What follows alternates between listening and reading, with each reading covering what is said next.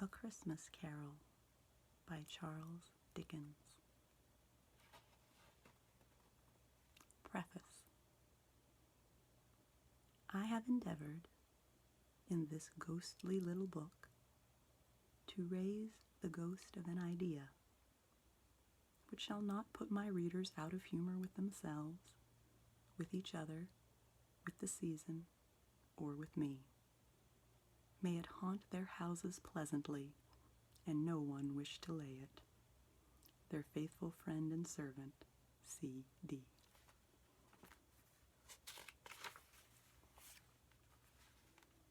Stave 1.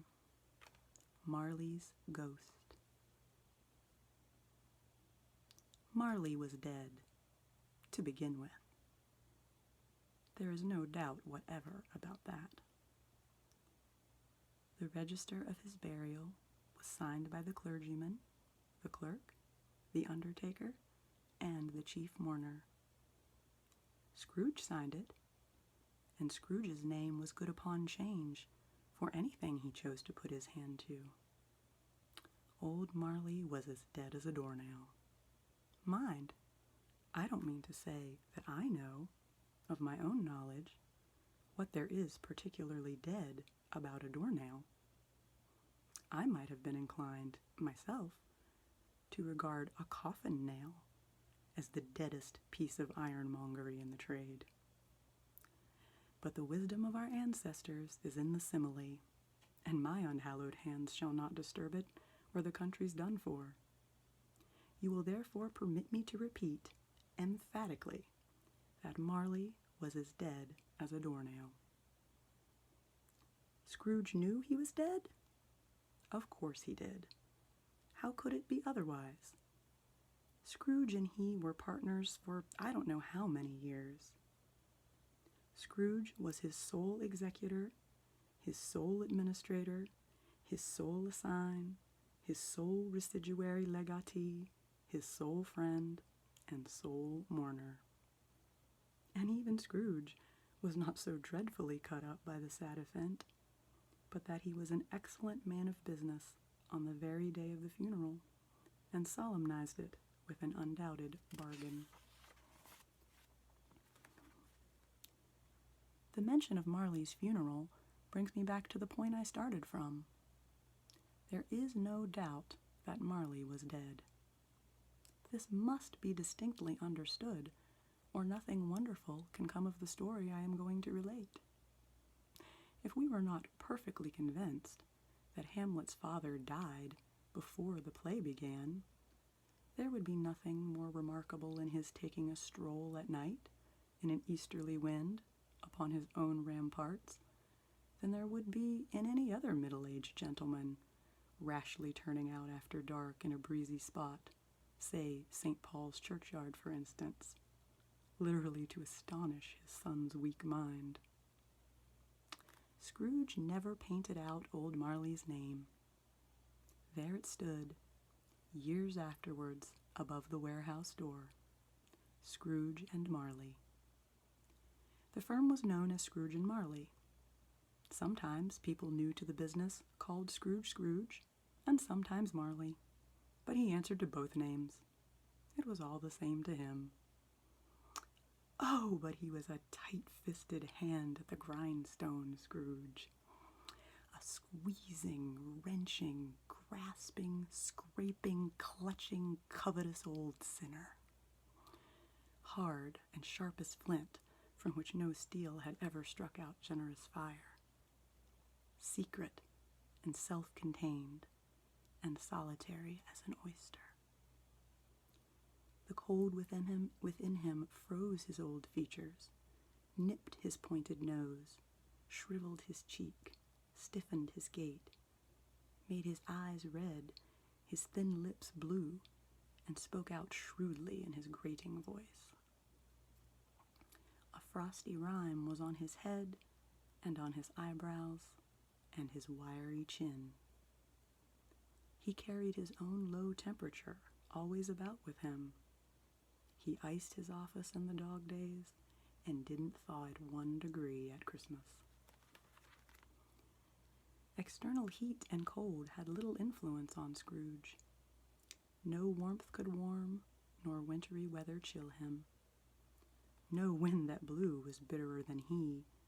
No falling snow was more intent upon its purpose. No pelting rain less open to entreaty. Foul weather didn't know where to have him. The heaviest rain and snow, and hail and sleet, could boast of the advantage over him in only one respect.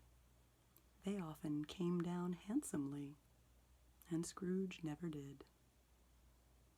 Nobody ever stopped him in the street to say, with gladsome looks, "My dear Scrooge, how are you? When will you come to see me?" No beggars implored him to bestow a trifle. No children asked him what it was o'clock. No man or woman ever once in all his life inquired the way to such and such a place of Scrooge. Even the blind men's dogs appeared to know him, and when they saw him coming on, would tug their owners into doorways and up courts, and then would wag their tails as though they said, "No eye at all is better than an evil eye, dark master." But what did Scrooge care? It was the very thing he liked. To edge his way along the crowded paths of life, warning all human sympathy to keep its distance.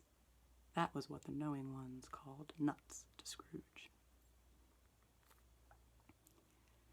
Once upon a time, of all the good days in the year, on Christmas Eve, old Scrooge sat busy in his counting house.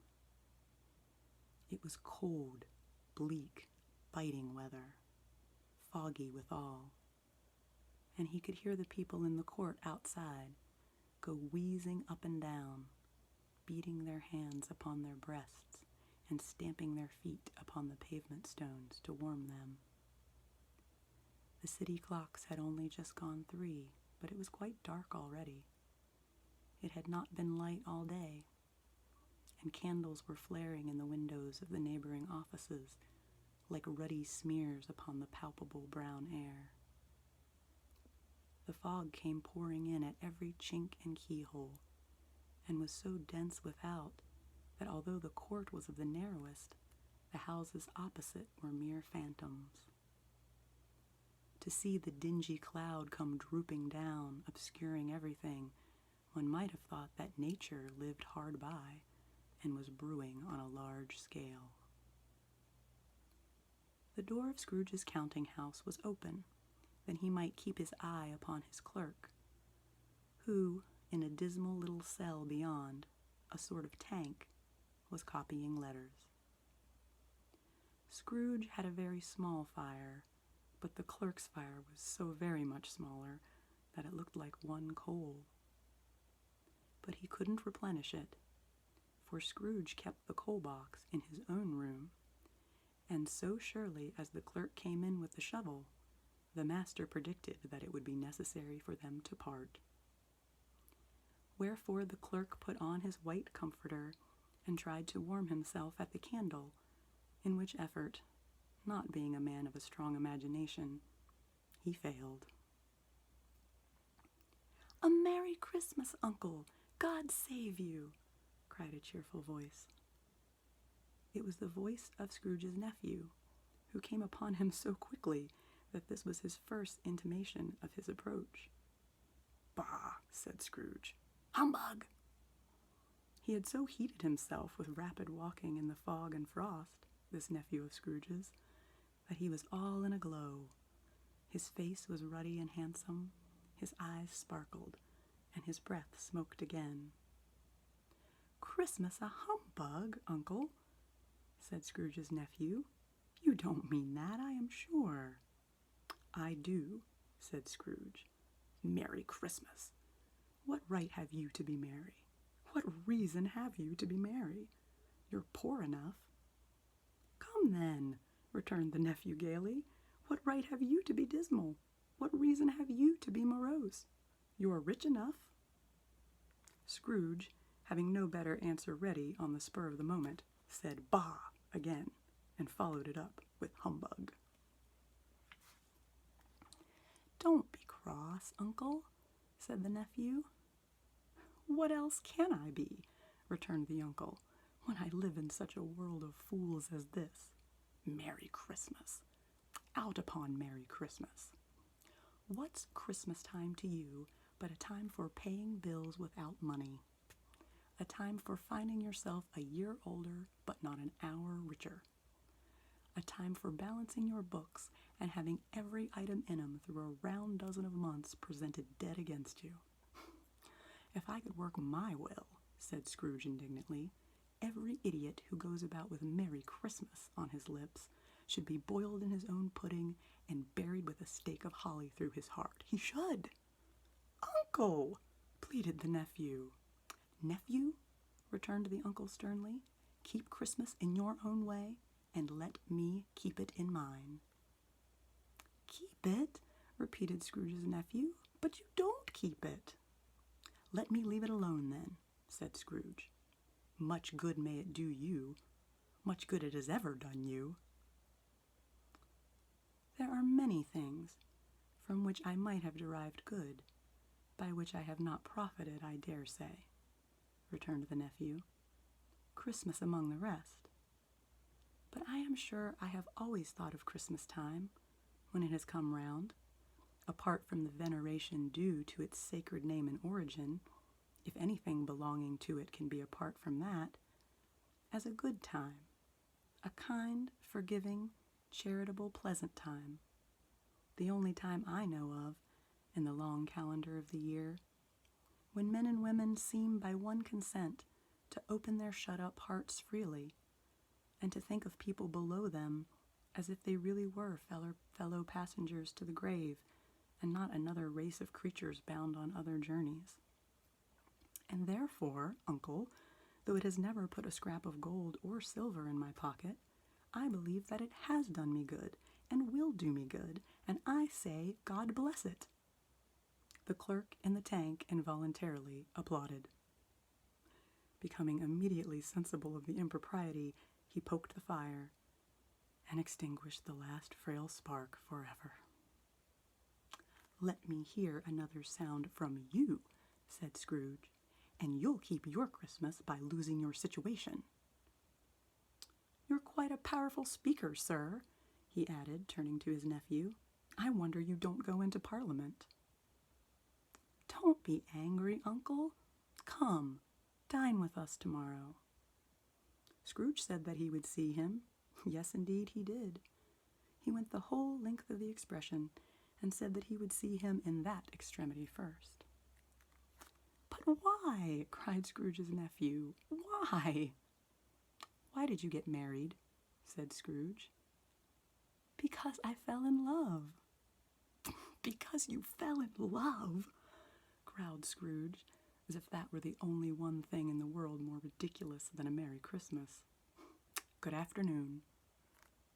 "Nay, uncle, but you never came to see me before that happened. Why give it as a reason for not coming now?" "Good afternoon," said Scrooge. "I want nothing from you.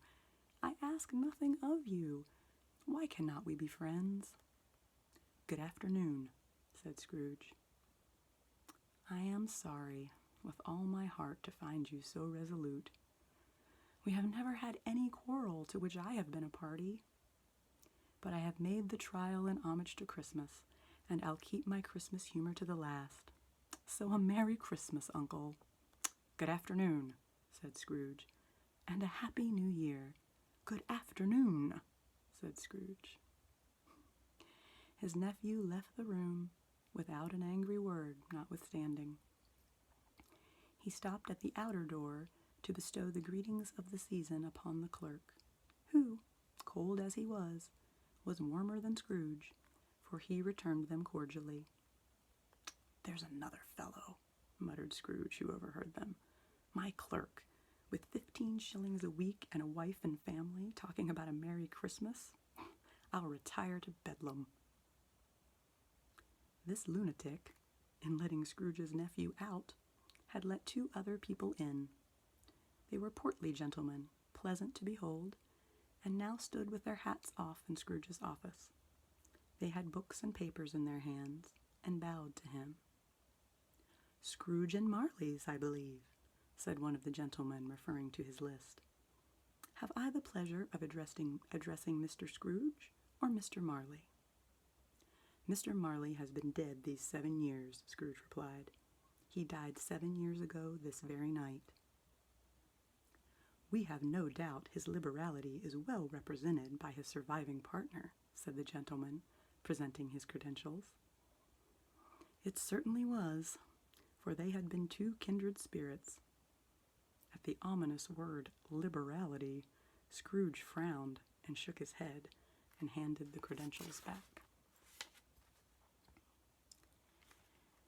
At this festive season of the year, Mr. Scrooge, said the gentleman, taking up a pen, it is more than usually desirable that we should make some slight provision for the poor and destitute who suffer greatly at the present time. Many thousands are in want of common necessities. Hundreds of thousands are in want of common comforts, sir. Are there no prisons? Asked Scrooge. Plenty of prisons, said the gentleman, laying down the pen again. And the union workhouses? Demanded Scrooge. Are they still in operation? They are, still, returned the gentleman. I wish I could say they were not. The treadmill and the poor law are in full vigor, then? Said Scrooge. Both very busy, sir. Oh! I was afraid, from what you said at first, that something had occurred to stop them in their useful course, said Scrooge. I'm very glad to hear it. Under the impression that they scarcely furnish Christian cheer of mind or body to the multitude, returned the gentleman, a few of us are endeavoring to raise a fund to buy the poor some meat and drink and means of warmth. We choose this time because it is a time, of all others, when want is keenly felt and abundance rejoices. What shall I put you down for? Nothing, Scrooge replied. You wish to be anonymous? I wish to be left alone, said Scrooge. Since you ask me what I wish, gentlemen, that is my answer.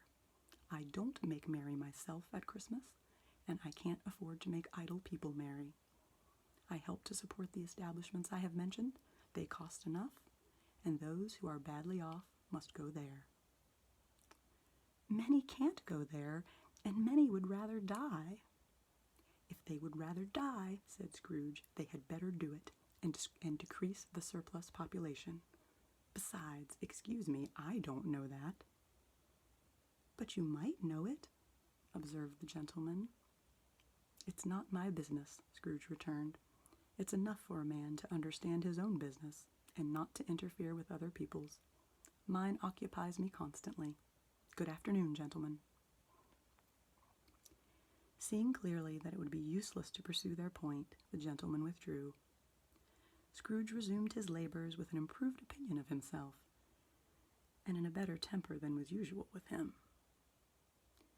Meanwhile, the fog and darkness thickened so that people ran about with flaring links, proffering their services to go before horses and carriages and conduct them on their way.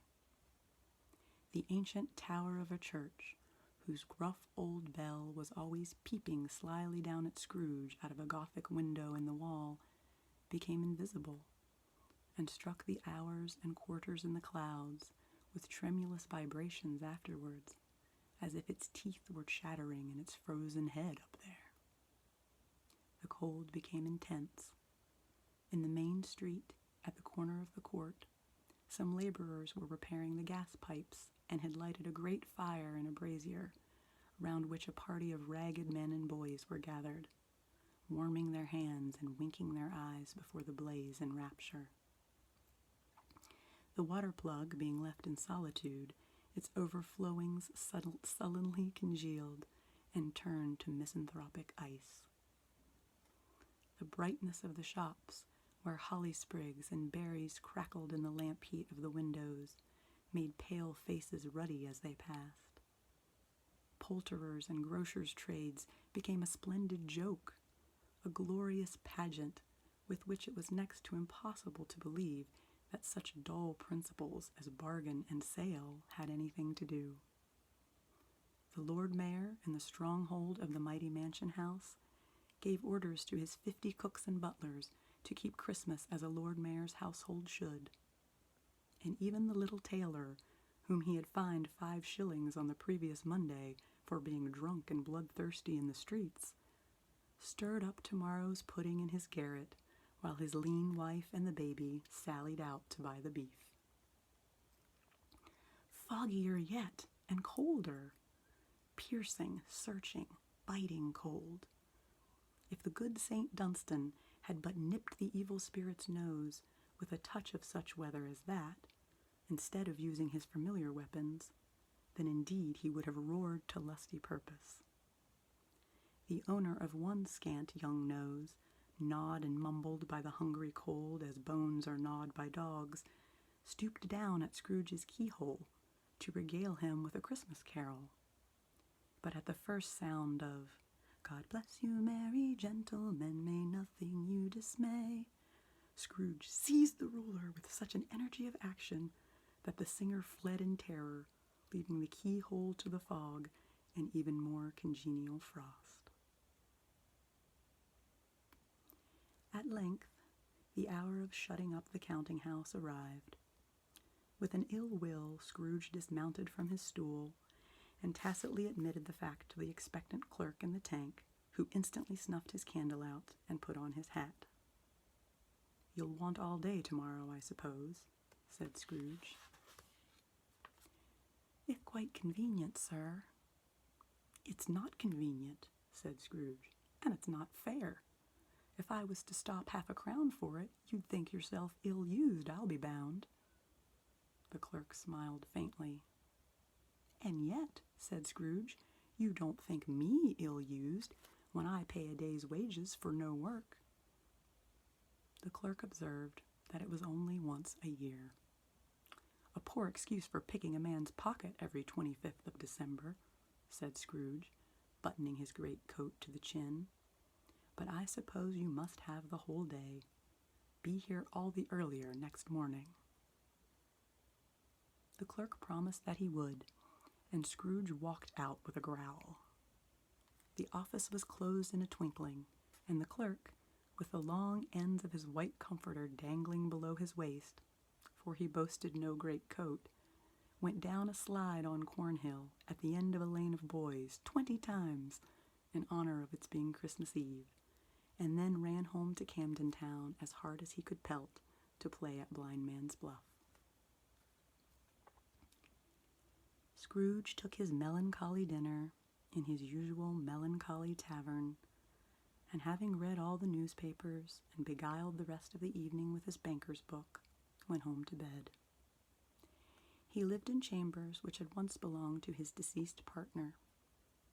They were a gloomy suite of rooms, in a lowering pile of building up a yard where it had so little business to be that one could scarcely help fancying it must have run there when it was a young house, playing at hide-and-seek with other houses, and have forgotten the way out again.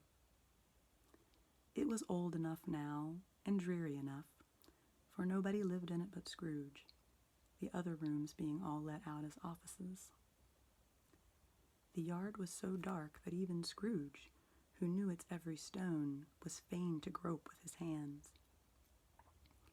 The fog and frost so hung about the black old gateway of the house that it seemed as if the genius of the weather sat in mournful meditation on the threshold. Now, it is a fact that there was nothing at all particular about the knocker on the door, except that it was very large. It is also a fact that Scrooge had seen it night and morning during his whole residence in the place. Also, that Scrooge had as little of what is called fancy about him as any man in the city of London, even including, which is a bold word, the corporation, alderman, and livery. Let it also be borne in mind that Scrooge had not bestowed one thought on Marley since his last mention of his 7 years dead partner that afternoon. And then let any man explain to me, if he can, how it happened that Scrooge, having his key in the lock of the door, saw in the knocker without it undergoing any intermediate process of change. Not a knocker, but Marley's face. Marley's face. It was not in an impenetrable shadow, as the other objects in the yard were, but had a dismal light about it, like a bad lobster in a dark cellar. It was not angry or ferocious, but looked at Scrooge as Marley used to look, with ghostly spectacles turned up upon its ghostly forehead. The hair was curiously stirred, as if by breath or hot air, and though the eyes were wide open, they were perfectly motionless. That and its livid color made it horrible, but its horror seemed to be in spite of the face and beyond its control, rather than a part of its own expression. As Scrooge looked fixedly at this phenomenon, it was a knocker again.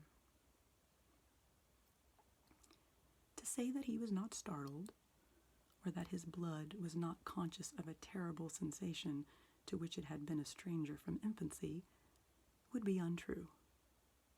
But he put his hand upon the key he had relinquished, turned it sturdily, walked in, and lighted his candle. He did pause, with a moment's irresolution, before he shut the door, and he did look cautiously behind it first, as if he half expected to be terrified with the sight of Marley's pigtail sticking out into the hall. But there was nothing on the back of the door, except the screws and nuts that held the knocker on, so he said pooh-pooh and closed it with a bang. The sound resounded through the house like thunder. Every room above and every cask in the wine merchant's cellars below appeared to have a separate peal of echoes of its own. Scrooge was not a man to be frightened by echoes. He fastened the door and walked across the hall and up the stairs, slowly too, trimming his candle as he went. You may talk vaguely about driving a coach and six up a good old flight of stairs or through a bad young Act of Parliament, but I mean to say you might have got a hearse up that staircase and taken it broadwise, with the splinter bars towards the wall and the door towards the balustrades, and done it easy. There was plenty of width for that and room to spare, which is perhaps the reason why Scrooge thought he saw a locomotive hearse going on before him in the gloom.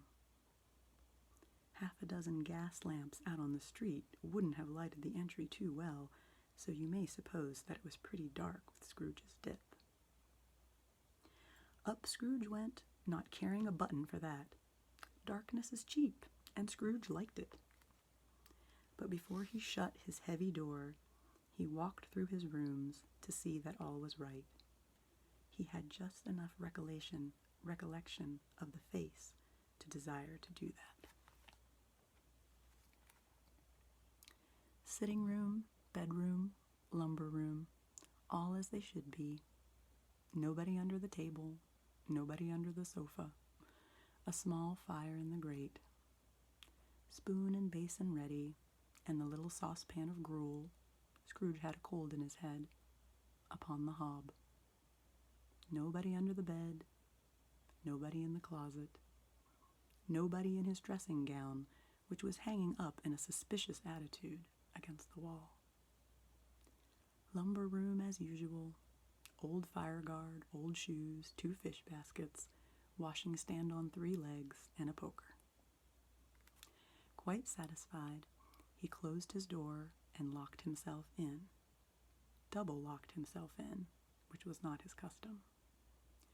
Thus secured against surprise, he took off his cravat, put on his dressing gown and slippers, and his nightcap, and sat down before the fire to take his gruel. It was a very low fire indeed, nothing on such a bitter night.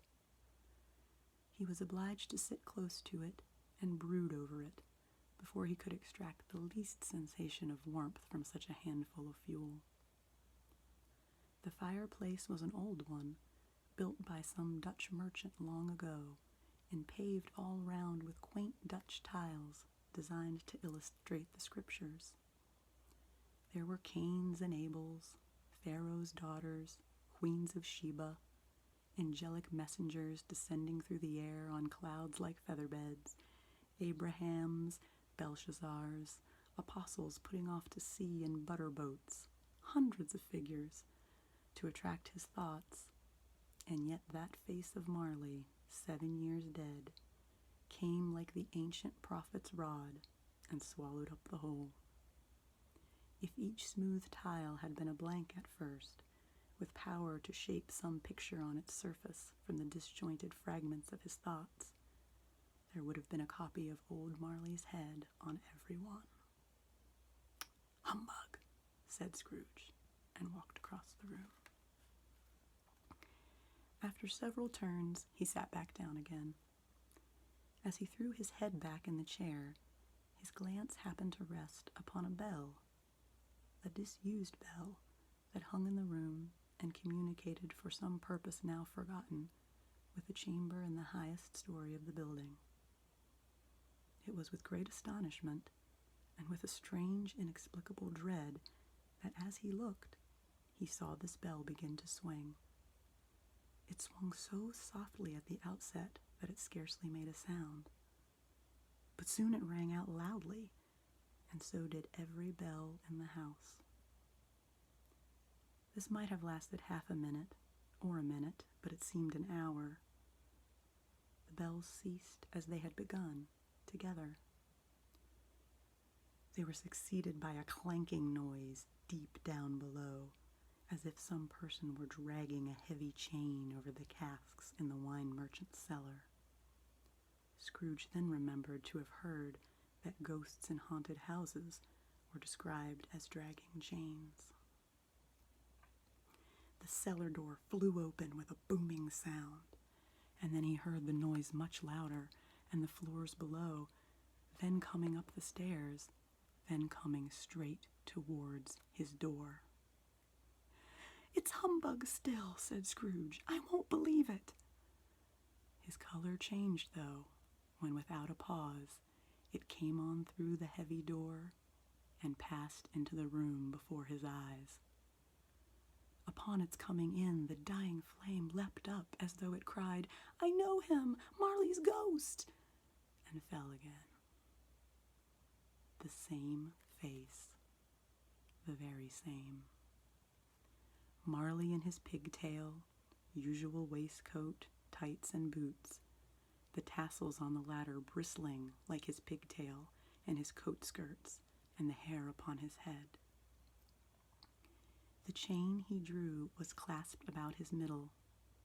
It was long and wound about him like a tail, and it was made, for Scrooge observed it closely, of cash boxes, keys, padlocks, ledgers, deeds, and heavy purses wrought in steel. His body was transparent, so that Scrooge, observing him and looking through his waistcoat, could see the 2 buttons on his coat behind.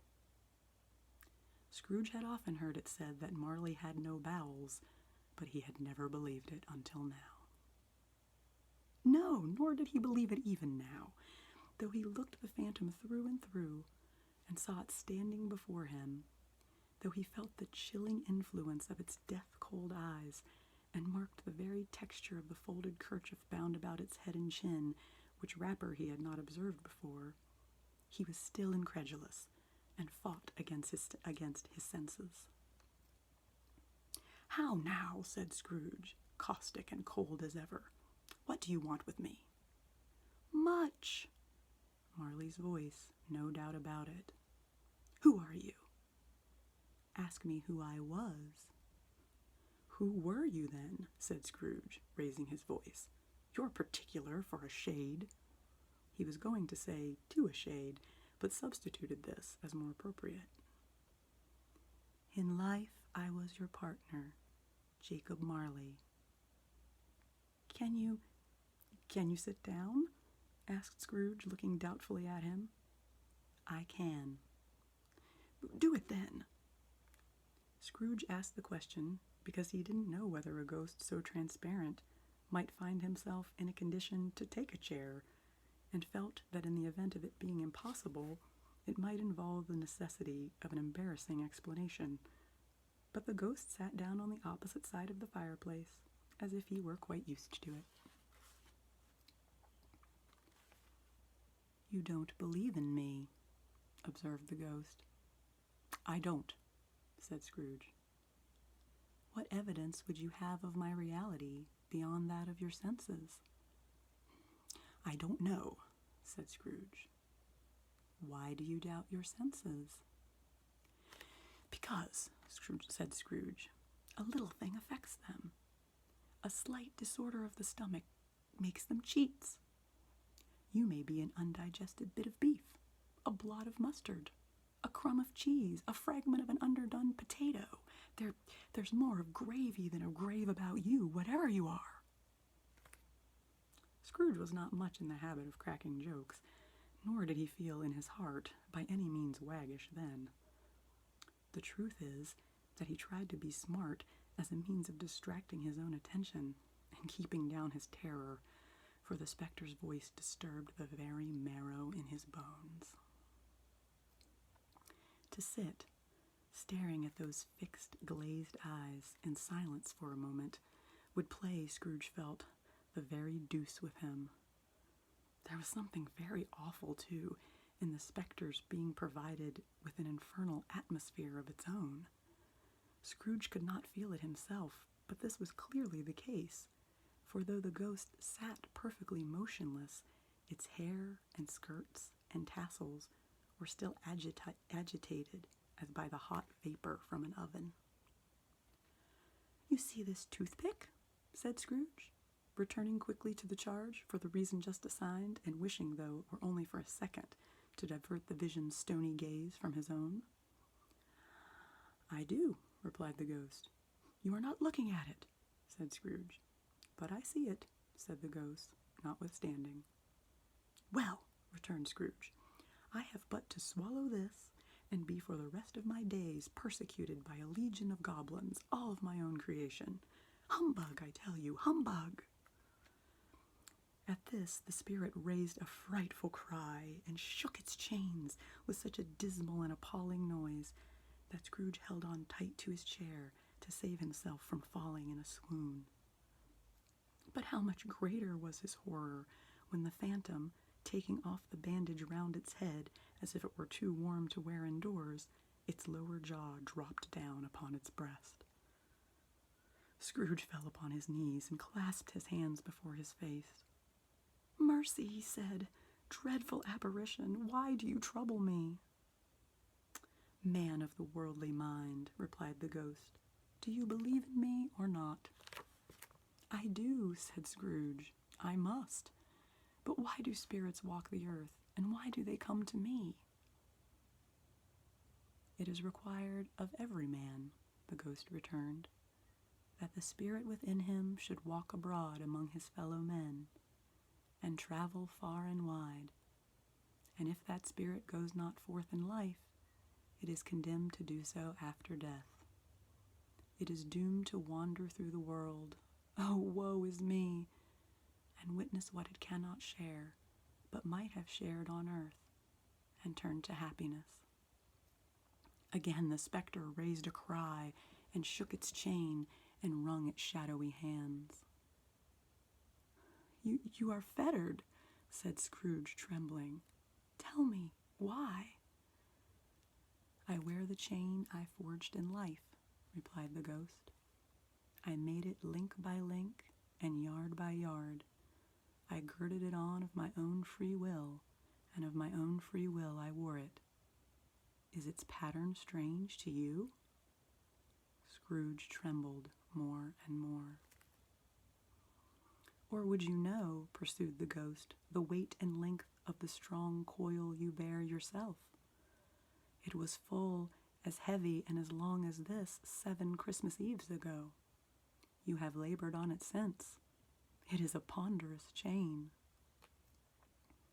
Scrooge glanced about him on the floor in the expectation of finding himself surrounded by some 50 or 60 fathoms of iron cable, but he could see nothing. "Jacob," he said imploringly, "oh, Jacob Marley, tell me more. Speak comfort to me, Jacob." "I have none to give," the ghost replied. "It comes from other regions, Ebenezer Scrooge, and is conveyed by other ministers to other kinds of men. Nor can I tell you what I would. A very little more is all permitted to me. I cannot rest. I cannot stay. I cannot linger anywhere.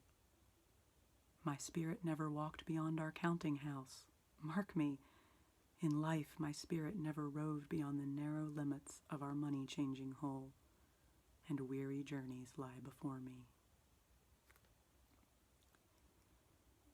It was a habit with Scrooge, whenever he became thoughtful, to put his hands in his breeches pockets. Pondering on what the ghost had said, he did so now, but without lifting up his eyes or getting off his knees. "You must have been very slow about it, Jacob," Scrooge observed, in a businesslike manner, though with humility and deference.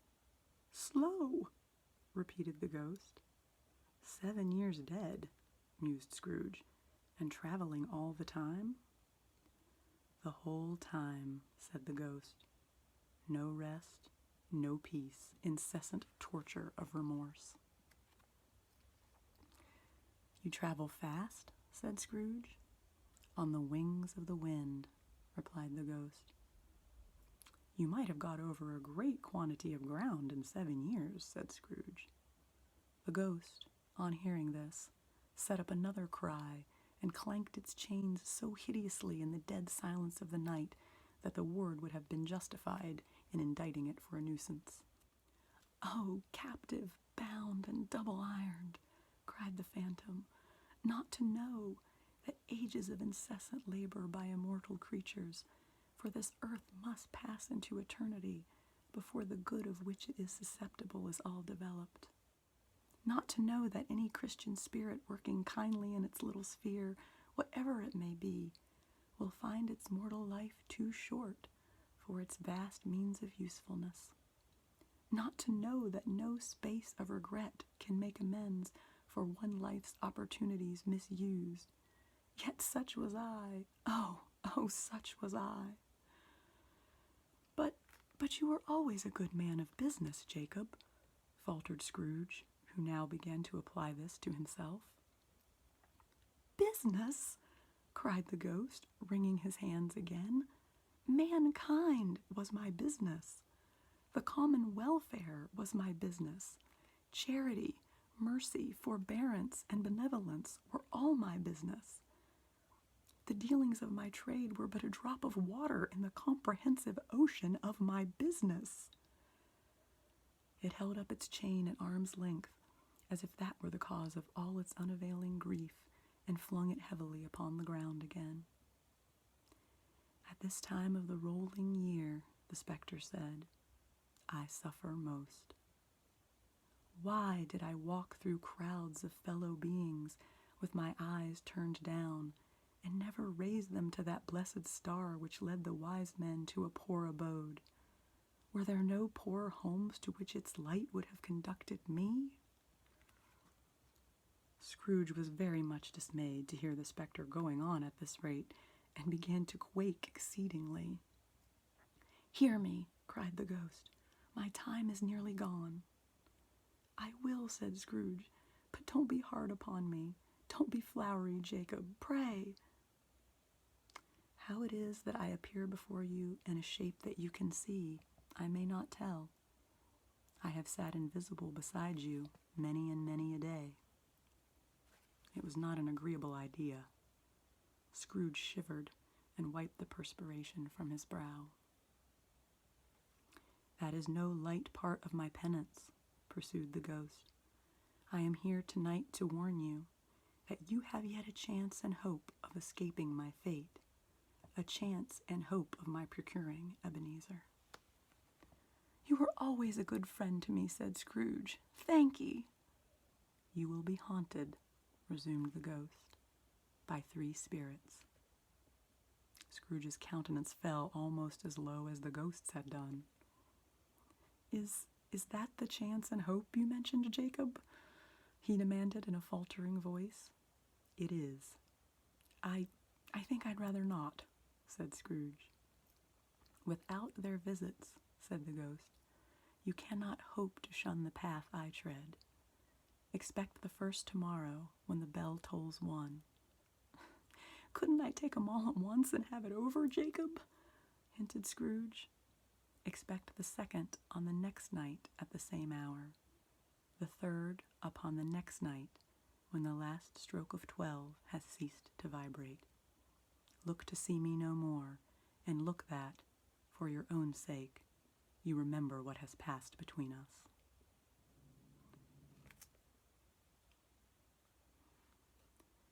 When it had said these words, the spectre took its wrapper from the table and bound it round its head as before. Scrooge knew this by the smart sound its teeth made when the jaws were brought together by the bandage. He ventured to raise his eyes again and found his supernatural visitor confronting him in an erect attitude, with its chain wound over and about its arm. The apparition walked backward from him, and at every step it took, the window raised itself a little, so that when the spectre reached it, it was wide open. It beckoned Scrooge to approach, which he did. When they were within 2 paces of each other, Marley's ghost held up its hand, warning him to come no nearer. Scrooge stopped. Not so much in obedience as in surprise and fear, for on the raising of the hand he became sensible of confused noises in the air, incoherent sounds of lamentation and regret, wailings inexpressibly sorrowful and self-accusatory. The spectre, after listening for a moment, joined in the mournful dirge and floated out upon the bleak, dark sky. Scrooge followed to the window, desperate in his curiosity. He looked out. The air was filled with phantoms, wandering hither and thither in restless haste and moaning as they went. Every one of them wore chains like Marley's ghost. Some few, they might be guilty governments, were linked together. None were free. Many had been personally known to Scrooge in their lives. He had been quite familiar with one old ghost in a white waistcoat with a monstrous iron safe attached to its ankle, who cried piteously at being unable to assist a wretched woman with an infant whom it saw below upon a doorstep. The misery with them all was, clearly, that they sought to intervene for good in human matters and had lost the power forever. Whether these creatures faded into mist or mist enshrouded them, he could not tell. But they and their spirit voices faded together, and the night became as it had been when he walked home. Scrooge closed the window and examined the door by which the ghost had entered. It was double-locked, as he had locked it with his own hands, and the bolts were undisturbed. He tried to say humbug, but stopped at the first syllable.